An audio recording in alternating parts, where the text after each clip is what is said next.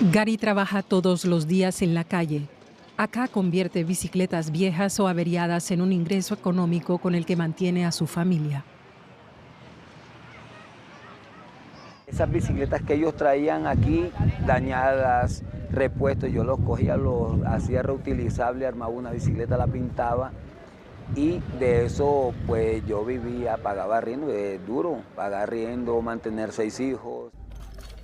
El déficit laboral que vive Colombia hace décadas llevó a que 12,9 millones de trabajadores tengan que inventarse su propio empleo. Gary es lo que en las cifras oficiales se entiende como un trabajador informal, el 58% de la fuerza laboral del país. Y con eso que yo vendo, que le doy un mejor valor, ya con eso me sirve a mí para yo pagar donde estar las cosas, tratar de solventar. Entonces vivimos el día a día. Aquí tengo 18 años de estar aquí. Esa pendejadita y soy nuevo. Pero los problemas derivados de la informalidad no se limitan a los que sobreviven de las ventas en las calles. También incluyen a jóvenes profesionales que trabajan por contrato y que no han podido cotizar a los fondos de pensión o de salud de manera constante porque no consiguen un trabajo fijo. Se acorta el horizonte de expectativas. Uno no puede tener planes a mediano o largo plazo.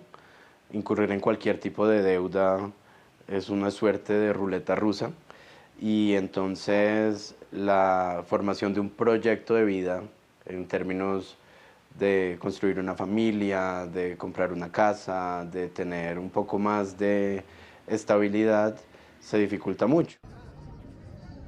El gobierno colombiano ha propuesto una reforma laboral que quiere revertir décadas de políticas neoliberales que intentaron generar empleo reduciendo los derechos de los trabajadores. Los votos en la OEA y montaron el grupo de Lima. Entonces han venido precarizando y horadando todas las garantías conquistadas por los trabajadores durante años de luchas y durante largos años de legislación.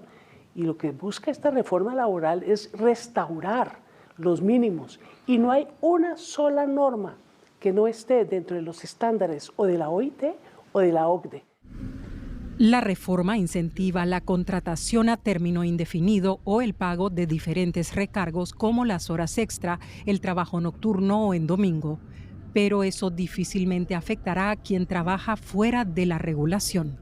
La reforma lo que busca es dar estabilidad laboral. Proteger a los trabajadores, obviamente es parte de lo que también es necesario hacer, pero la reforma deja de lado entender que hay diferentes formas de producción, que se trabaja por días, se trabaja por horas, y no solo los trabajadores más vulnerables. Los expertos temen que las empresas pequeñas puedan verse afectadas al no tener el suficiente capital para ofrecer contratos a término indefinido ni garantizar la pensión de sus empleados. 25% de los adultos mayores colombianos tiene pensión. Esto es inaceptable socialmente. Pero esto se origina porque solo 1 de cada 3 trabajadores cotizan. En ese sentido, la reforma pensional debería estar más atada, más bien la reforma laboral debería estar más atada a la reforma pensional, pensando en atacar la informalidad para aumentar la cobertura pensional por un lado, y por otro lado en la formación para el trabajo, para aumentar la productividad de generar los empleos que el país necesita y que los jóvenes necesitan. Santiago puede tener la esperanza de que en su ámbito laboral la reforma del gobierno pueda afectarle de forma positiva, pero para Gary será más difícil. La mera lluvia hace que el negocio se resienta y él tenga que trabajar más horas para cubrir lo básico. Mañana hará lo mismo. No tiene otra opción. Y no es la regla ver una reforma laboral que fortalezca y no que debilite los derechos de los trabajadores, pero como hemos visto, los beneficios no llegan a todos. Y vamos a profundizar en el caso colombiano con la ayuda de Jaime Tenjo, consultor investigador, especialista en mercado laboral, economía de género y distribución del ingreso. También ha sido docente en distintas universidades, Canadá, Colombia y otros países. Señor Tenjo, gracias por atendernos. Según cifras de la Oficina Estadística Oficial, el DANE de Colombia, los ocupados informales en el país arañan nada menos que el 60% de la fuerza laboral. Cuéntenos, ¿prevé esta reforma del gobierno colombiano incorporar al menos a parte de esos trabajadores al sistema o beneficiarlos de alguna forma?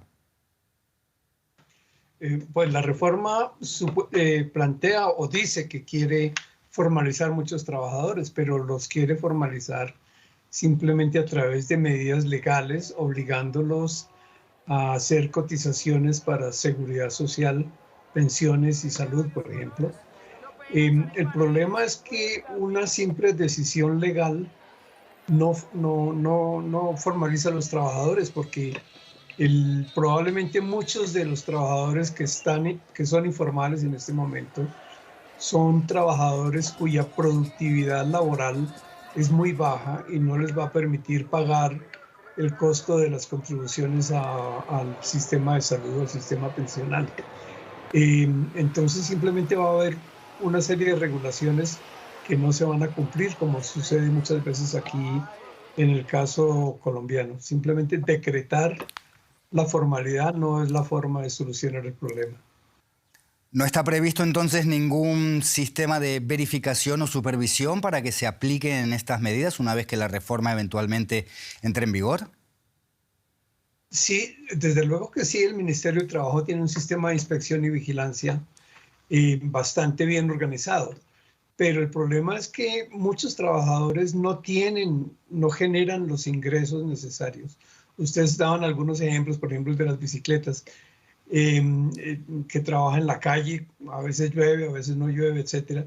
Sus ingresos no son suficientes para hacer las contribuciones que se requieren para el sistema pensional, por ejemplo. Y entonces, puede haber inspectores del trabajo que vayan a buscar a ver qué es lo que está pasando, y eso pues no necesariamente va a implicar que las personas se puedan formalizar. Las empresas pequeñas probablemente no tienen la capacidad de pagar las contribuciones que ellos tienen que pagar.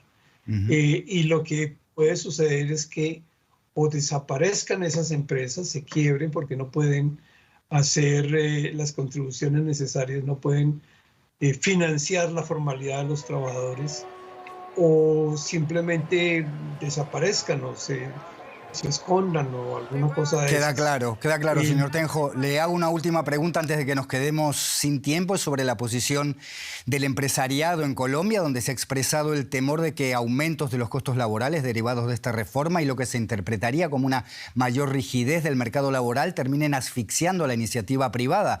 ¿Cómo contempla usted este riesgo? Yo creo que es un riesgo muy real para lo que llamamos acá las microempresas, las MIPYMES, porque son empresas que probablemente no tienen la capacidad de reaccionar. Ahora, las empresas grandes sí tienen la capacidad, pero los aumentos de costos que va a significar la reforma laboral probablemente lo que van a hacer es que ellos van a aplicar o a usar tecnología de punta, van a robotizar muchas actividades, van a sistematizar muchas actividades. Y eso obviamente aumenta la productividad de los trabajadores, pero disminuye el número de trabajadores.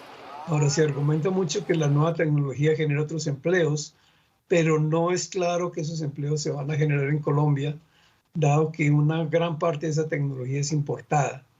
Y la adaptación de tecnología, pues no necesariamente se genera suficientes empleos, ni probablemente se va a realizar aquí en Colombia.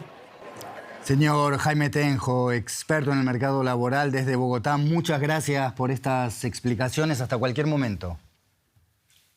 Hasta luego. Muchas gracias por invitarme.